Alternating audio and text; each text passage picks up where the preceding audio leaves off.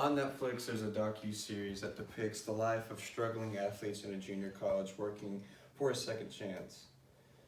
One season, there's a guy trying to find his break, and he ends up living in his car because he can't balance practice, work, and his school schedule in his life. It is hard to imagine that a kid fresh out of high school has enough talent to jump right into the pros, such as Kobe Bryant.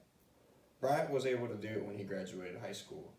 Now, there's no denying that I will never be like Kobe Bryant, but he helped nurture my love of basketball. After spending my childhood watching the greats play basketball, I realized that there is somewhat of a discrepancy between college athletes and pro athletes with being paid.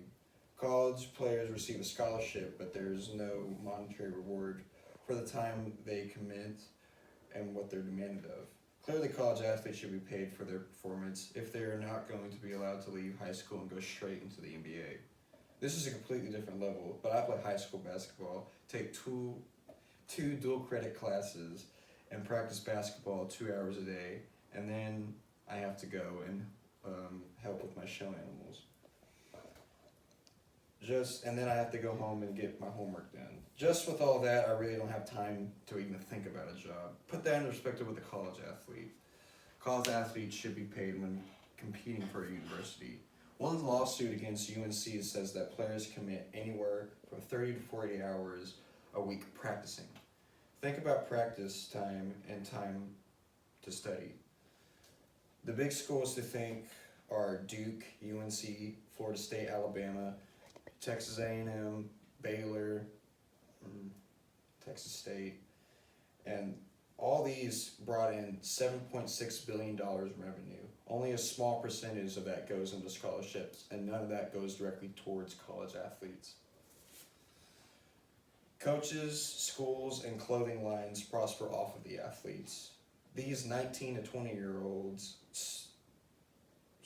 start to have to represent the program. The whole college athlete scholarship program needs to be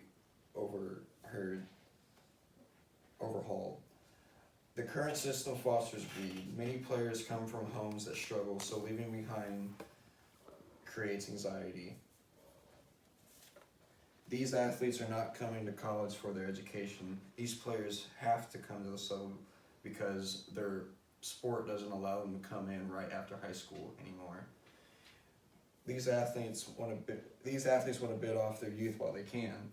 In the end, these players are bringing in billions and billions of dollars and really walk away with nothing in their eyes.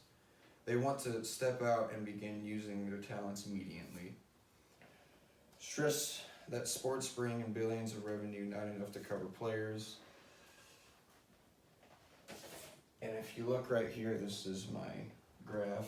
The average cost of a scholarship, of a whole ride, is $21,184.